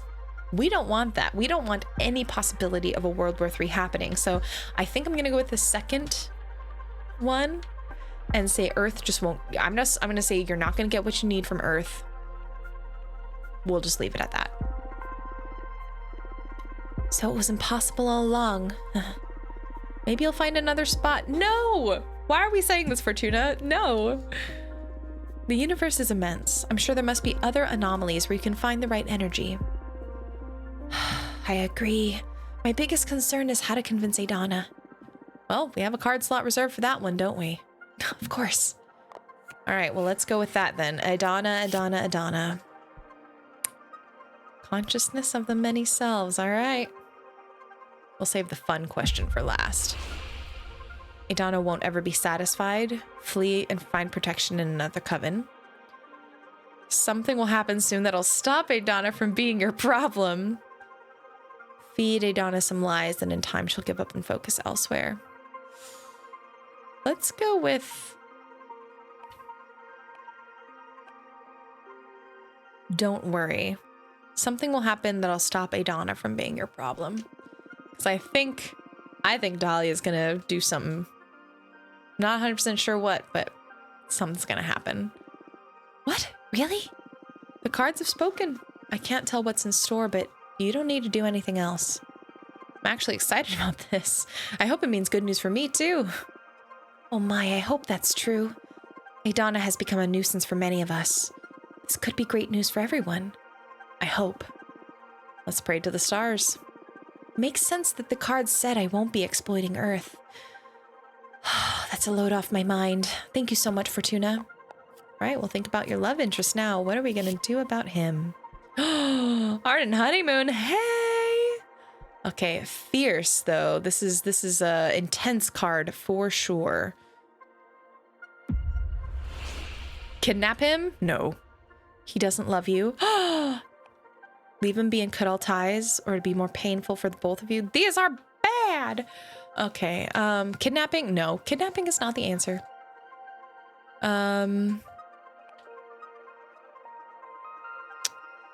Leave him be and cut all ties, or it'd be more painful for the both of you in the future.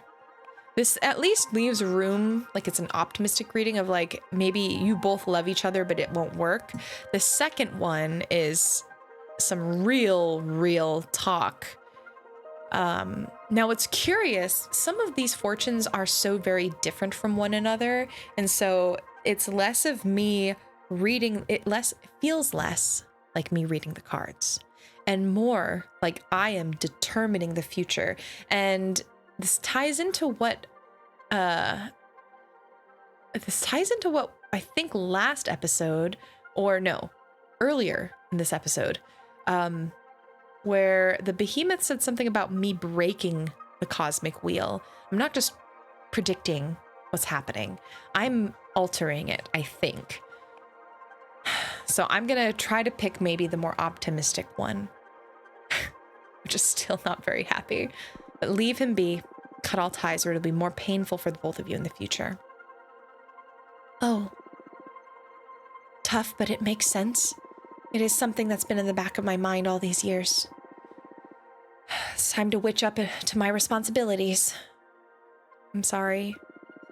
It's all right. This was just the push I needed to do the right thing. I can't burden him with loving a witch. He needs to experience love with someone at his cosmic scale.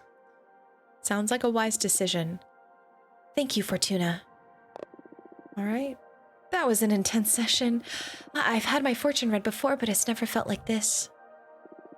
You sure something else, Fortuna? I'm just happy to help. I'll let you know how everything plays out. That's if you're okay with me visiting again, of course. You're always welcome in my house, Louise. Any friend of Jasmine's is a friend of mine. Likewise. Well, I'm a bit drained after so much divination. See you soon. Oh, hey, wait, is this, Dahlia again? Hey, Fortuna, how to go with Greth? I came up with some of my own ideas on how to help her, but I could use your input. Let me know when I can visit. Oh, what the heck? More ideas? All right, well, let's invite Dahlia over.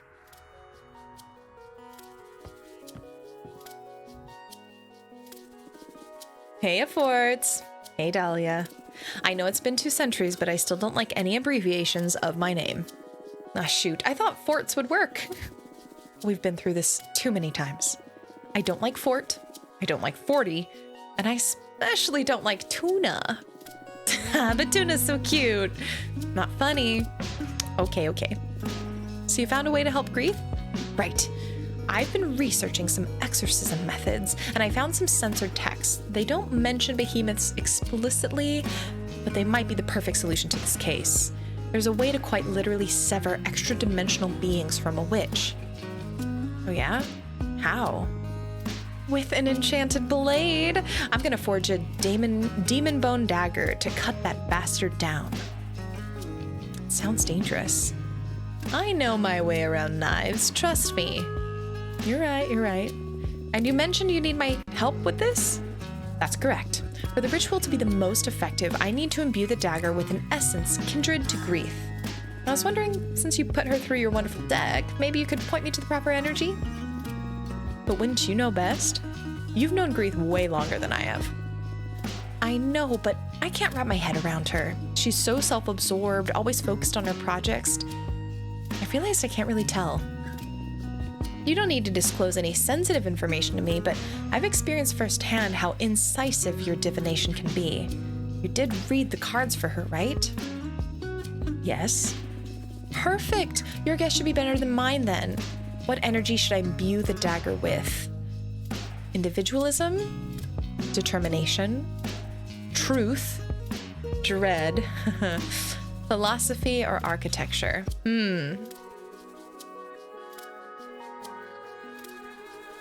I feel like I would say truth, except it's the search of the truth, which isn't truth itself, right? So I think philosophy makes a little bit more sense. Dread, honestly, is a little bit of top 3 up there, but I think philosophy is the energy that I think of when I think of Greth. Ooh, that sounds right. Way too simple to come up with such an essence. I'm more about fear and strength and joy. I wouldn't even have considered philosophy to be a type of essence to begin with. All right, I'll smith the most impressive dagger. Just you wait, Greth. All right, best of luck. Goodbye, Dahlia. What a busy day. Oh, and we've got a little note between Jasmine. All right, probably coming in to check, see how it went with Louise. Hello, Fortuna. How are you doing? Fine, I guess. Happy to see you. It feels so good to be able to meet again like this. I only wish I could see your garden again. Must be beautiful after all this time. I'm pretty proud of it. In due time, I'll be happy to show you everything. Until then, I brought you this. Pretty! It's a blue iris. It's beautiful. Thank you. This flower is a bringer of hope, a charm for faith, wisdom, and understanding. I thought it'd improve the energy of this room and help you with your fortune telling. I love it. Oh, and there it is by the window. Thank you so much. So, Louise came to visit you. That's right. I'm so sorry. I should have consulted with you before telling anyone. I just wanted to share the joy of having my friend back. I didn't expect her to come and see you out of the blue. It's all right. Don't worry about it. She seems like a nice girl. She's a very gentle soul. I hope you were able to help her. She's in a pretty delicate situation, to be honest. Oh, is she in trouble? What's going on with Louise? I'm not going to disclose it because that is not my story to tell. I shouldn't disclose any consultation. Oh, I'm so sorry. You should ask her yourself. If she's all right with sharing, I'll be happy to tell you more about it. You are absolutely right. I'll pay her a visit and see what's going on. She seems a bit stressed lately. She could use the help, yeah. In fact, I'm gonna head to her place now. Do you need anything? It's all right, go. Bye-bye. Oh, actually, wait a minute. What is it? Oh yeah, I need some herbs to help a witch friend. Yeah, I don't want to forget to ask about that. Oh, you've met Greth the architect? Dahlia's friend? She's never got time for me. Now I'm jealous. Oh, it was a business visit. She seems like a very busy witch. And what does the fabulous Greth need from me that she doesn't even have time to ask me in person? Oh my, you're actually jealous? She's not the one asking anyway. I'm asking you as my friend to help me help her. Okay. Anything for you. What are these herbs for? Something to ease her mind. Is she stressed or? She's really anxious about a personal problem. I'm looking for a way to heal her, but whatever ritual we attempt, it would help to have her relaxed. I see. Well, that's a pretty common ailment, a distressed mind. I have something on me that might help. Oh, we got some daisies. I don't know what that other flower is. Bacopa mineri mixed with chamomile. Infuse it with a bit of lemon or honey and have Greth drink it while she thinks about a toy she loved back when she was a mortal kid. That's wonderfully specific. I've never seen it fail. Thank you so much, Jasmine. This is exactly what I needed. You're welcome. And maybe Greth will deign to thank me in person next time? Do you have some herbs against jealousy? It's for a friend of mine. Shut up. Okay, I must go now. Thanks again. Goodbye. Goodbye. Oh, we have another visitor? We are so busy today. Oh my goodness. Dear Fortuna, Dahlia has given me a magic dagger to perform an exorcism. Have you found anything else? Is it all right if I come over so we can try that ritual together? Oh my god. Hold on. Should I make... I feel like I should make a card for this. I don't know why. Something about... I'm just like, I feel like I should make a card and add to my deck. So we're going to do that really fast. I want to go with the Pleasant Prairie and this wonderful banner like thing that I found. I think they just go together so beautifully. Ooh, unnatural flames. They shed light over hidden courage, but also rage. That kind of goes nicely with what... I think I'm actually going to go with that. It's a pretty intense feeling to put into this card, but I think it's a good one. All right. This is, what is it? Don Quixote or whatever? Don Quixote. I think it's Quixote. I don't know. I've never, it's one of those words that I've read in my head and I've never actually heard said out loud. Got the windmill, the dragon, the sunset. There's an airplane. Interesting. Okay, I want there to be maybe the dragon, maybe the windmill. Okay, there we go. Let's bring this little buddy. Let's shrink you down. Okay. This one I'm not entirely sold on, but I started with this mouse, which was supposed to represent like the idea of, you know, you think a coward, or you think people who are brave are the ones who go in with the swords, like in war specifically, but the ones who truly are brave are able to run into the fray with the banner or no sword at all. I don't know why. We had the flames, and for some reason I was like, I wanted to show this little mouse running into something that was dangerous, and this windmill then was on fire. You can see this sword is just on the side as a representation of that, eschewing of the traditional idea of bravery. I don't know. I'm just kind of on it. I think this card is okay. It's not my best work, but I just really connected with this little banner mouse, and so I wanted to make sure and use that. Ooh, and I have 7 cards in my deck, so I got a little achievement for that. Ransackers. No, that's not what it's meant, although it could look like that too. The prairie grants a space for meditation, a grand display of leadership. The banner extends a challenge. The red flame from the candle leads to disgusting discoveries. Justice, judgment, test, leadership, purpose, rivalry, tragedy. Interesting. I like that the game, other than the first 4 or so, hasn't said like, you have to make a card. Just kind of interesting. Oh, and we've got 2 familiars hanging out here. Okay. Oh, geez. All right. I definitely want to focus on Greth first, and then move on to figuring out what we're going to do with Louisa.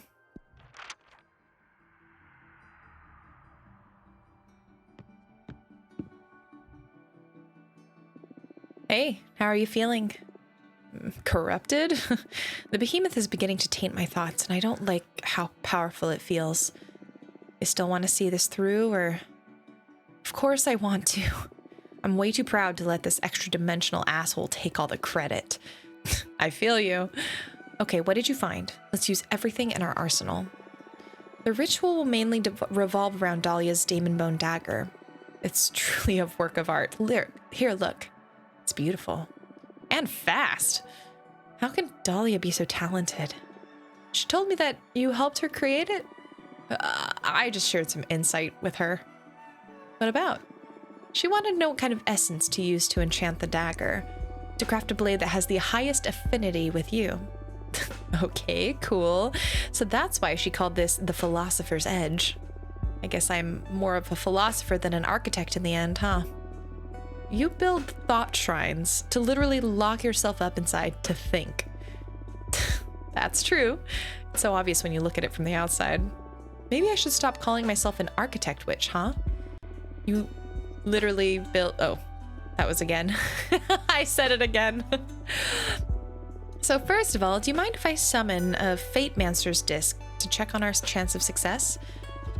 Of course, but what is a Fate Mancer's disc? Oh, of course. It was invented about 80 years ago by Junreisha, the mathematician witch, so you wouldn't know about it. It's a special sigil that reads fate strands. When you find yourself before a critical and identifiable turning point in your life, you can bind your soul to the disc, so it reads the probability of whatever you want to happen. Oh, I like it. Sounds like a great companion to my deck. In short, we can read how effective whatever actions we perform in the ritual will be. Knowing the percentage might not change anything, though. It's just for peace of mind. On the contrary, it sounds really useful. Unless the percentage is low, then golly, what kind of feeling would that leave you? As per the third principle of divination, just the act of observing your chances affects your chances. I didn't consider it that way. I hope it affects them for the best then, huh? Anyway, here's the disc. Oh. My chances aren't as good as I'd hoped. It's no small thing, exorcising a behemoth. But we haven't taken everything into account yet. Let's turn fate in our favor. You're right. I must be strong. First of all, I asked my friend Jasmine to provide us with some herbs to help ease your mind. With these, you should be able to focus better on the ritual. It smells good. You need to drink the infusion while you think of a toy you loved when you were a mortal child. I sure love my Legos. Me too. But my favorite thing was my Jake plushie from Adventure Time. I love that this is a world where Adventure Time did exist. I don't know what that is, but it sure worked on your face already. Adventure Time is great. Adventure Time, grab your friends. I feel less tense. Hey, look at that. The Fate Mancer's disc went up slightly. This is working. Good. Thank Jasmine for me. No, you thank Jasmine, actually. That would be really nice of you. Yeah, I think it'd be better if you thank her yourself. Sure, it'd be my pleasure. Okay then, can you run me through the specifics of the ritual? It's more straightforward than I thought it would be. Most of the heavy work has already been done by Dahlia crafting this magnificent dagger. You need to insert the blade into my chest. Me?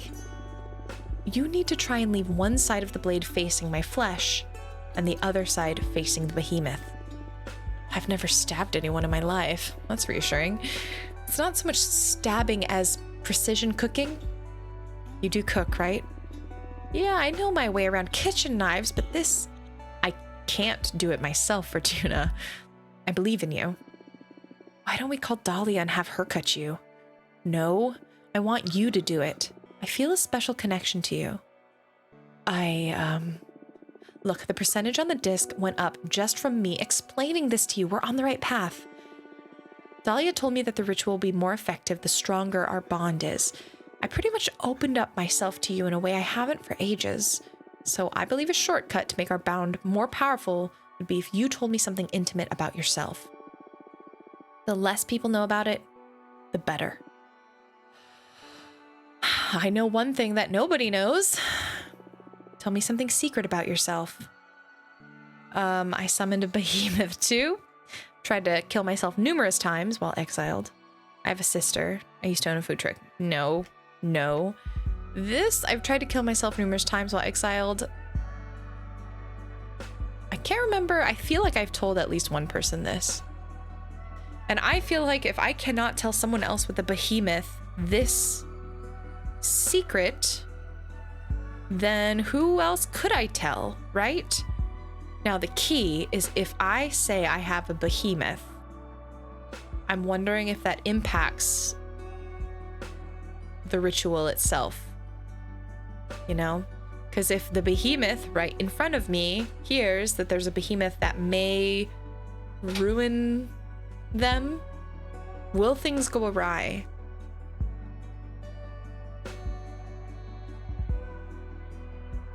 I'm gonna do it. I'm gonna share. I summoned a behemoth too. Shut up. You're putting your life in my hands, so I guess it's only fair I do the same. We're partners, right? Abramar, show yourself. Holy cosmos. How is this possible? No one knows about this. Not even my closest friends. Why do you have a behemoth? I don't have him.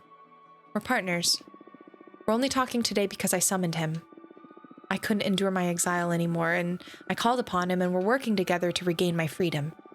Abramar is the one who taught me how to channel Arcana to build my own deck. I owe him my life, and we're up to 64%, so that has built quite a bit of trust. That is, for the lack of a better word, so cool. Oh, fuck, it feels so good to say it out loud to another person. Thank you for understanding. Are you kidding? I'm like the ideal audience for that kind of revelation. Jokes aside, thank you for trusting me. I feel really fortunate. And this goes without saying, but you can rely on me. Now we're sisters in the forbidden. The best kind of sisterhood there is. Abramar, you can leave us now. Understood. Time to put me under the knife? I'm not ready yet.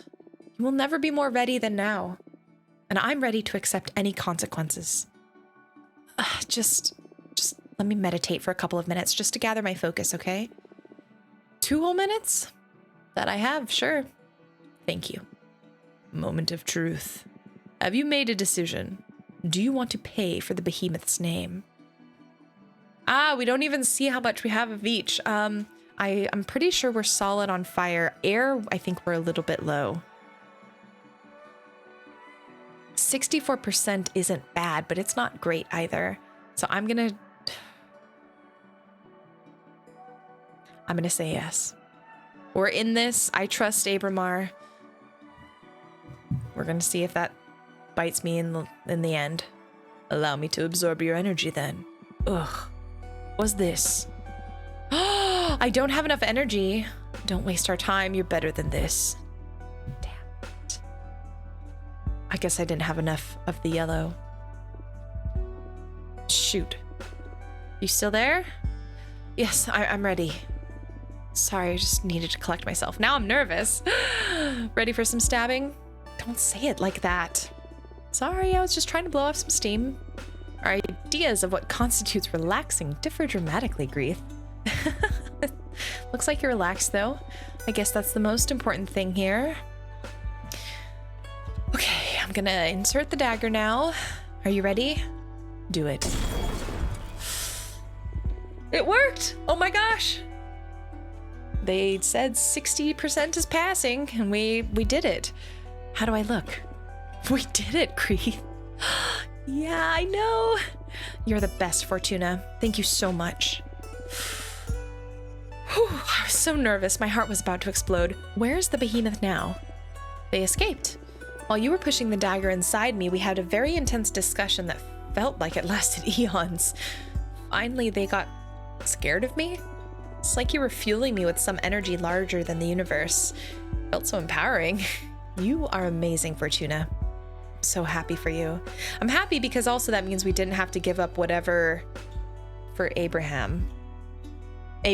I keep calling him Abraham. Abramar. What now? I'm gonna make a round to share the good news, especially with Dahlia. I owe her my life too. Yeah, she deserves more credit than anyone.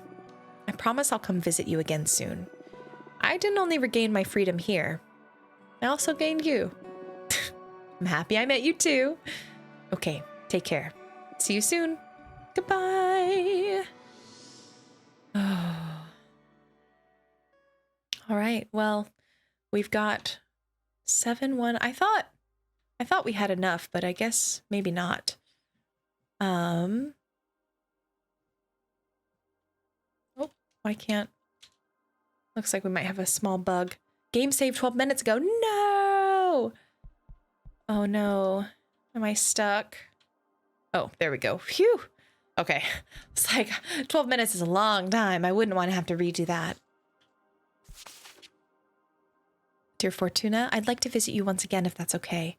I'd like to tell you how it went with Adana. Oh snap. Oh snap. Thank you for having me. Hello, Louise. So how did it go? You're right about Adana. I went to visit her and talk about an alternative source of energy for our project, and she didn't seem to care much. Something is amiss with our leader. She felt devoid of life, and I didn't dare ask about what was going on, but I have a really bad feeling about this. Turbulent times are coming. That is quite disturbing, yeah. I'd explore what's going on with Adana, but I doubt she'd agree to come here and have her fortune read. And on second thoughts, I wouldn't like for her to know I'm developing a new deck. Better not mess with Adana, I agree. By the way, I cut ties with my mortal lover. It's been tough, but you were right. This couldn't end well for either of us. You changed my life, Fortuna. I don't know if I want that sort of responsibility. That makes me a little bit, I don't know. But you know what? I have the role of fortune teller. I'm the one giving out this advice, so I better be willing to accept responsibility and be accountable for whatever happens to my friends. I got rid of some stupid shackles I had put on myself. I'm so happy to hear that. I was worried my deck would cause you trouble. I brought you a present. Astronaut thread. It's a pith cloth.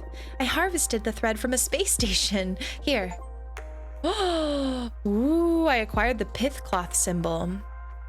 Pith cloth weaved by Louise with the entelechy harvested from astronauts. A present for Fortuna. Thank you. It's beautiful. I humbly accept it. It's but a token of my gratitude. I hope one day I can truly repay you. There's no need. This is more than enough. Leaving courtesy aside, I'm serious. Let me know if you ever need my help. Thank you. I will. Take care, Fortuna. Likewise. I wonder if at a certain point Fortuna is going to be more willing to share with her friends. It was such a load off to be able to tell Greth about our behemoth situation. And I know Greth is probably the easiest person to tell because they had a behemoth attached to their face. But I feel like so many of our friends who are coming here truly do care for us. And if we let them in, perhaps we could do something about Adana and just, I don't know, the coven as a whole, right? What a busy life all of a sudden.